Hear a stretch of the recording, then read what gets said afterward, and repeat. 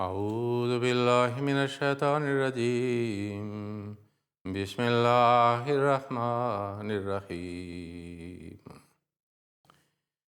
إنا سنلقي عليك قولا ثقيلا إن ناشئة الليل هي أشد وطئا وقيلا إن ناشئة الليل هي أشد وطئا وأقوم قيلا إن لك في النهار سبحا طويلا واذكر اسم ربك وتبتل إليه تبتيلا. Ce sont les versets sur le Muzammil. Le verset, et particulièrement le verset que j'ai choisi, c'était concernant l'occupation quotidienne, la vie quotidienne de Saint-Prophète sallallahu alayhi wa sallam. Dans le verset 8, Dieu dit: en vérité, tu as pendant la journée une longue série d'obligations. Lorsque la vie de Saint-Prophète sallallahu alayhi wa sallam est étudiée, on trouve combien il était occupé, préoccupé, et par différentes sortes d'activités.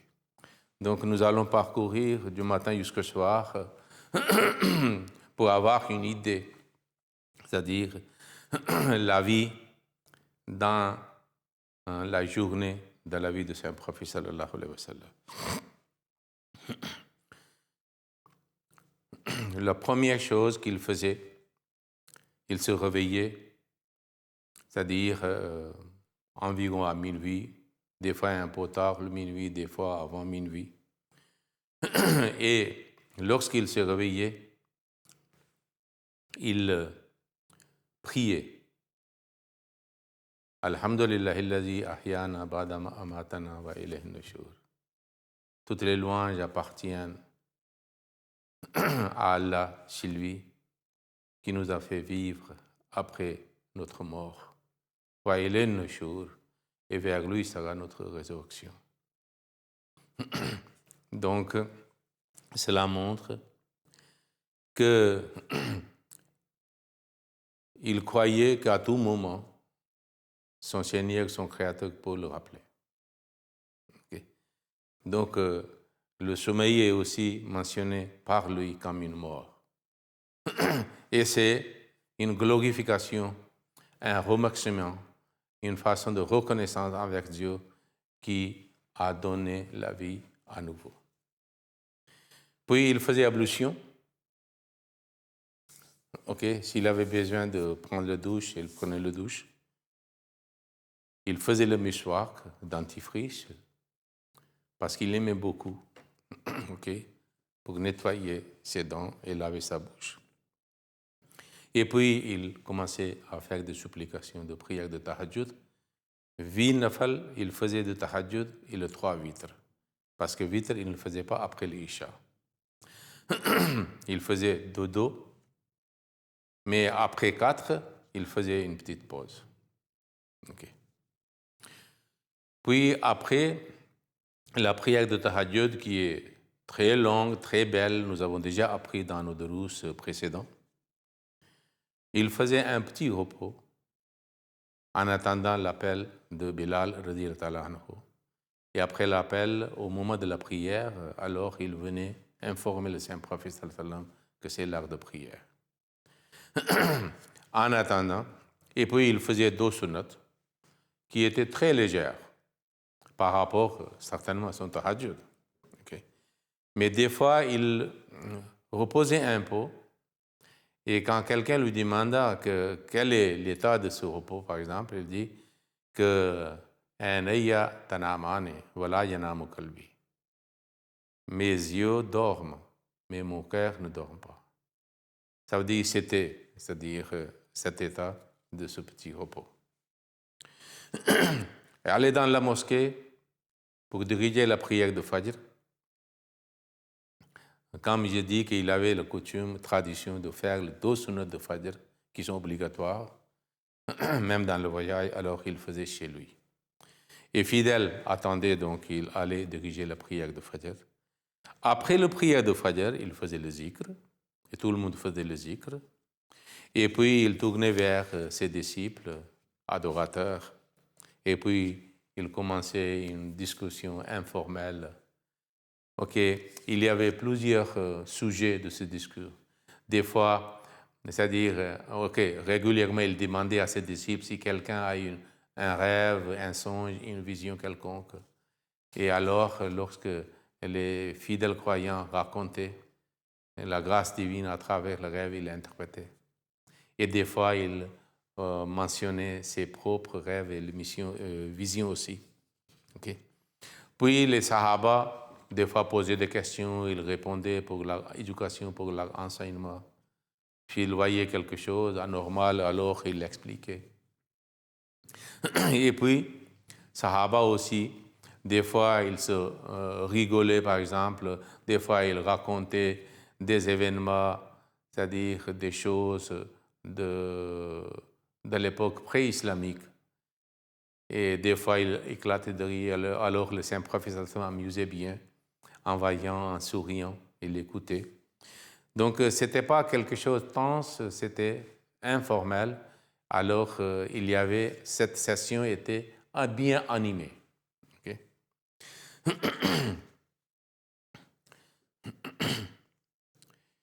Alors, puis, le Saint-Prophète sallallahu alayhi wa sallam connaissait personnellement tous les compagnons qui habitaient à Médine.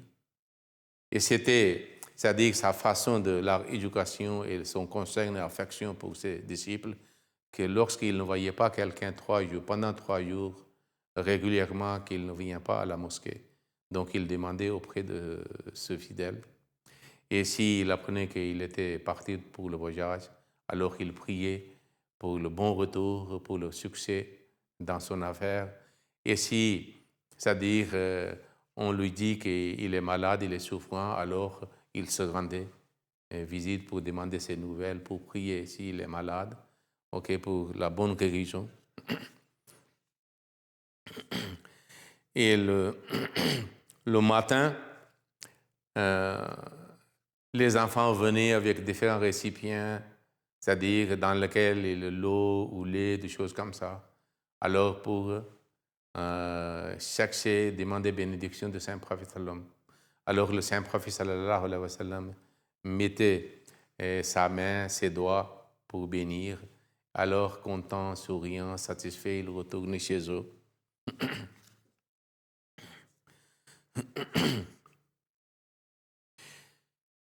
Alors, après ses occupations, il rentrait chez lui. Il demandait à ses épouses s'il y a quelque chose à manger. Et s'il ne trouve pas quelque chose à manger, alors, sans se plaindre, il disait « Ok, donc je jeûne aujourd'hui ». Parce que bien avant le Fajr, il n'avait rien bu, rien mangé. Donc, il continue dans le même état pour observer un jeûne, c'est-à-dire optionnel, surrogatoire.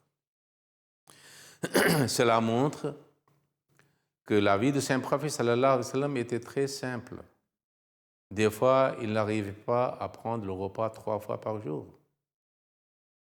Nous, des fois, prenons 5 fois, 6 fois, si on compte, c'est-à-dire le thé, le café, le gâteau, ou de quelque chose de fruits. Puis nous trouvons qu'il dirigeait régulièrement, ponctuellement, les 5 prières quotidiennes à la mosquée.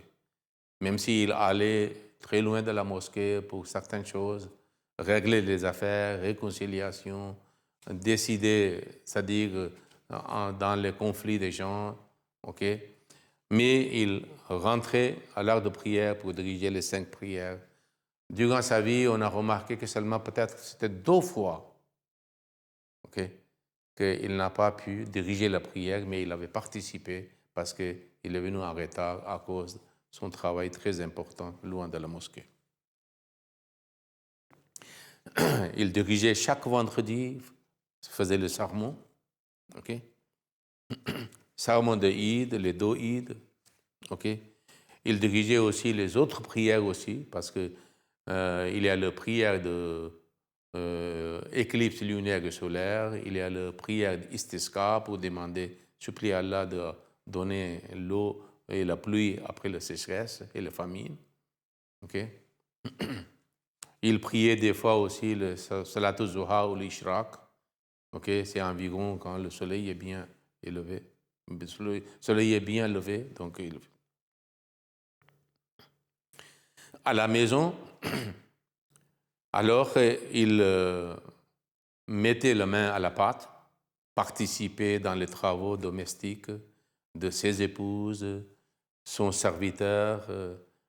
Souvent, on trouve que Hadrat Anas était à tout le moment à son service. C'était sa mère qui lui avait donné comme son serviteur à la maison pour servir le Saint-Prophète. Alors, qu'est-ce qu'il fait? Il aidait sa famille, il travaillait. C'est-à-dire, il n'hésitait pas de coudre les vêtements si le vêtement était déchiré c'est-à-dire quelque part, de faire le retouche, okay, coordonner ses propres souliers ou les chaussures, okay, ou les chaussettes. Et il n'hésitait pas c'est-à-dire balayer la maison, okay. Et puis même il n'hésitait pas de traire le lait de mouton ou de chèvre, okay, attacher les chameaux. Il n'hésitait pas même aussi c'est-à-dire prendre soin des animaux, des chameaux, des femelles, des moutons de Beit al-Mal, de Caisse nationale islamique.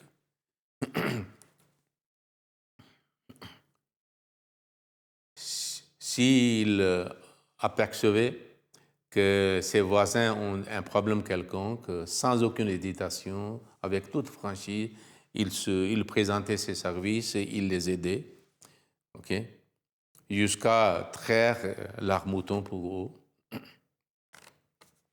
Une des grandes responsabilités était, c'est-à-dire à la suite d'une révélation du Saint-Coran, de sauvegarder, de mettre en écrit, de faire mémoriser. Donc il était très très particulier, il y avait toujours les moyens disponibles. Okay? Lorsqu'il recevait la révélation, alors il récitait à ses disciples qui étaient présents et il dictait la révélation à ceux qui étaient le scribe pour écrire le texte du Saint-Coran au fur et à mesure. Donc, et puis il désignait, il enseignait, c'est-à-dire différentes récitations du Saint-Coran. Et alors, il préparait les Qur'as, ça veut dire les Hufaz qui mémorisent le Saint-Coran. Il avait désigné, c'est-à-dire certains comme les Qari ou les maîtres pour enseigner aux autres dans différents quartiers. Alors, il surveillait, c'est-à-dire cette grande responsabilité avec toute vigilance. Okay? Et aussi le matériel sur lequel le Saint-Coran a été écrit pour préserver. De temps à autre, il testait, examinait aussi. Il disait à ses disciples de réciter pour lui le Saint-Coran et lui-même il aussi récitait, c'est-à-dire aux autres. Lorsqu'il apprenait que quelqu'un est malade, il allait là-bas. Pas seulement les musulmans, ses proches compagnons, mais aussi les non-musulmans aussi, les juifs et les autres païens. Okay? On trouve que même il y avait un enfant juif qui avait une affection particulière, c'est-à-dire avec le Saint-Prophète. Le Saint-Prophète visitait quand il était malade, il allait là-bas, okay? Il souhaitait la bonne santé à ce garçon. Et en même temps, il prêchait aussi, okay, quand il visitait. Des fois, le Saint-Prophète visitait dans certaines familles avec lesquelles il y avait cette relation très étroite. Alors, il passait des fois midi là-bas, il faisait le sieste là-bas, parce qu'il aimait c'est-à-dire le sieste après le Zohar, parce qu'il disait que le sieste aide l'homme pour bien faire le tahajjud, parce que c'est quand même un moyen de ravitaillement de santé pour l'homme. Okay? Des fois, il allait dehors dans le jardin, c'est-à-dire vers le puits ou les champs agricoles de ses disciples. Il passait, c'est-à-dire en été, quelques moments, quelques heures là-bas. il buvait l'eau de l'arpuis et aussi ses compagnons offrirent des fruits pour la consommation.